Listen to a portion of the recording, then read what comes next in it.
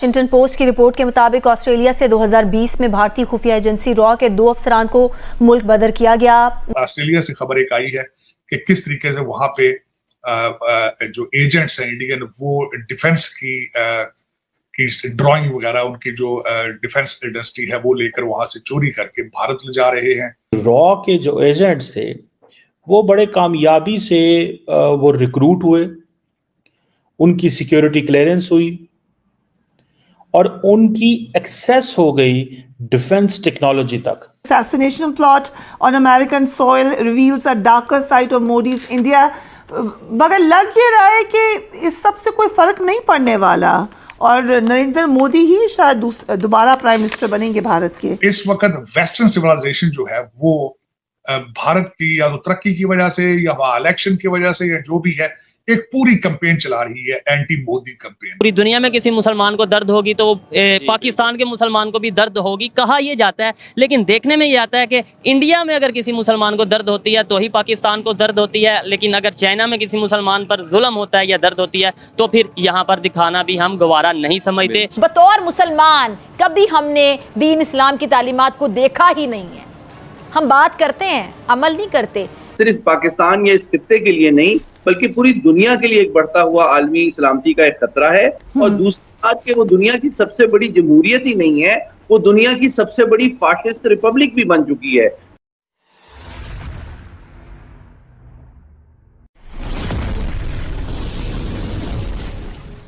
अमेरिकी जरीदा है wall street journal, उसने बहुत पहले बता दिया कि रा का नेटवर्क पूरी दुनिया में है, मौजूद है और रा को किसी भी मुल्क में कत्लो गारत की इजाज़त है, सर्टिफिकेट दे दिया है भारतीय हुकूमत ने कि हमसे मत पूछिए, अगर आप समझें कि किसी को फड़काना है, ठिकाने लगाना है, अगले जहान पहुंचाना है तो आप कर दीजिए।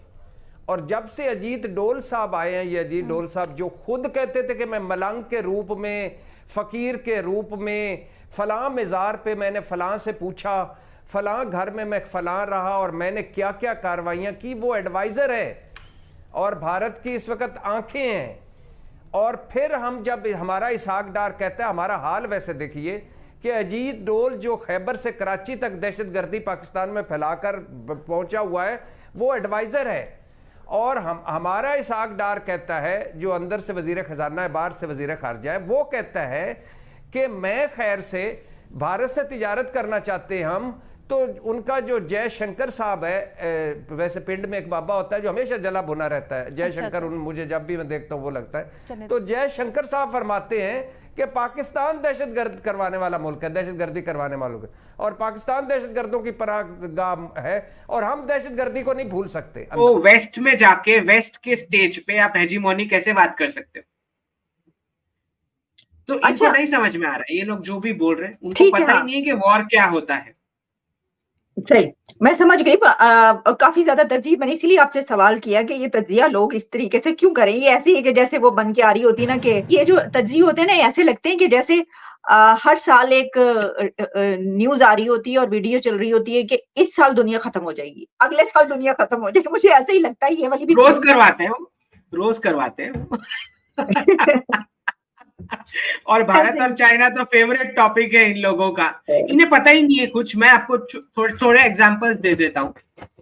गलवान घाटी पे हमारा स्टैंड ऑफ हुआ, सामने फाइटिंग हुई, आज तक अभी भी आर्म्स का इस्तेमाल नहीं हुआ है। एक दूसरे को मारा होगा, पत्थर मारे होंगे, स्टिक्स मारी होंगी, सब किया होगा, मरे भी हैं लोग, ये भी हकीकत है। लेकिन क्या भारत की एम्बेसी से एम्बेसडर वापस बुलाया गया? क्या चाइना के एम्बेसडर को एमईए की ऑफिस बुला के प्रोटेस्ट किया गया? मुझे बता दो एक स्टेटमेंट, अगर हमारे एक्सटर्नल अफेयर्स मिनिस्टर ने बोला हो कि भारत और चाइना कॉम्पिटिटर्स हैं, ये तक बोल दिया हो तो दिखा दो। राइवल्स तो दूर की बात, कॉम्पिटिटर भी बोला हो तो दिखा दो। क्या कभी वहां से ऐसा कोई स्टेटमेंट आया है? मार्च 2022 चाइना के अंदर सारे मंदिर रिवाइव किए जा रहे हैं, क्या कभी आया ये न्यूज में? दिखाया क्या? तो ये जो है, आप ये समझ के चलें कि ये दो बड़ी सिविलाइजेशन है। अगर इन्होंने एक दूसरे को पंच भी करना है तो छोटे छोटे देश भाड़े पे मिलते हैं, आपको एक दूसरे को जितने पंच देने हैं दे दो। कौन रोकता है? फुल स्केल वॉर का मतलब होता है कि दोनों की जनरेशन 6-7 जनरेशन पॉइजन हो जाएगी और मुझे कोई टेंजिबल आउटकम नहीं दिखाई देता। अगर मुझे कोई टेंजिबल आउटकम दिखा दे कोई एक्सपर्ट कि भारत चाइना वॉर का ये आउटकम, बिना आउटकम के तो कोई वॉर इनिशिएट नहीं करता, इतना बेवकूफ कोई नहीं होता, राइट? वॉर के लिए कुछ तो दिमाग में आउटकम होना चाहिए ना इनिशिएट करने के लिए।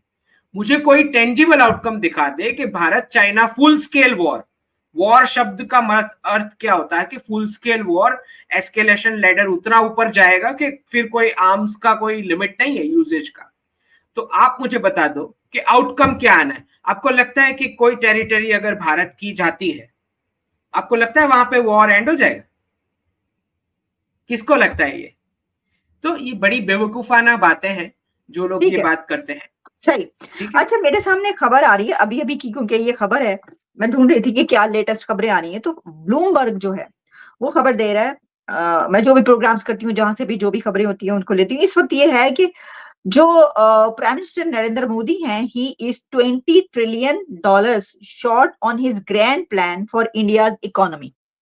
उन्होंने कहा कि जनाब ये $20 ट्रिलियन जो है ना, ये शॉर्टेज है, और इस तक पहुंचने के लिए जो status to reach developed status by 2047, जो कि आप लोगों ने मैपिंग की है ना, वो उसका बता रहे हैं कि उस तक पहुंचने के लिए, और वो कह रहे हैं कि the country would need a 6-fold increase in GDP.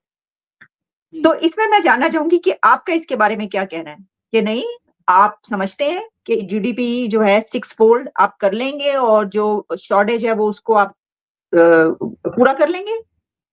क्या कहेंगे? सबसे पहले तो मैं ये बता दूं कि ब्लूमबर्ग से लेके जितने भी वेस्टर्न मीडिया के हेडलाइंस आते हैं सारे कॉन्कॉक्टेड और कुक्ड होते हैं, और इस पर गवर्नमेंट से बार बार बोला जा रहा है कि आप ये फालतू के इंडेक्स जो बनाते रहते हैं उससे हमें कोई फर्क नहीं पड़ता। नहीं, लेकिन डॉक्टर अंकित डेली बेसिस पे उनके इंडिया के लिए बड़े अच्छे इंडेक्सेस भी आ रहे होते हैं, बड़ी अच्छी खबरें, और इकोनॉमी की जो भी हम खबर जब देखते हैं तो हमें वेस्टर्न मीडिया से, इंटरनेशनल मीडिया से ही ऐसी जबरदस्त खबरें इंडिया की इकोनॉमी की मिल रही होती हैं जिसके ऊपर मैं प्रोग्राम्स करती हूँ। उसका कारण है क्योंकि वहां पे दो फैक्शन है। एक फैक्शन है जो डिसाइड कर चुका है कि अमेरिका छोड़ के हम भारत में ऑपरेशन शिफ्ट करेंगे और भारत से प्रॉफिट करेंगे, क्योंकि टेक्नोलॉजी चाहे कैसी भी हो जाए, आपके पास एआई आ जाए, कुछ भी आ जाए, कंज्यूम तो ह्यूमन बीइंग ने करना पड़ेगा, तब जाके प्रॉफिट होगा।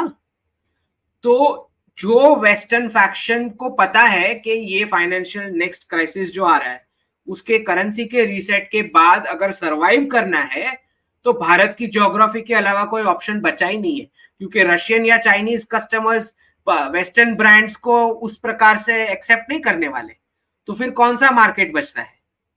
तो जो फैक्शन मानता है कि भारत इज द फ्यूचर और इन्वेस्ट करने के लिए रेडी है, वो पॉजिटिव रिपोर्ट्स छपवाता है, और जो फैक्शन इसके विरोध में है वो ये नेगेटिव वाले, इन्फ्लुएंसेस वाले रिपोर्ट लेके आते हैं।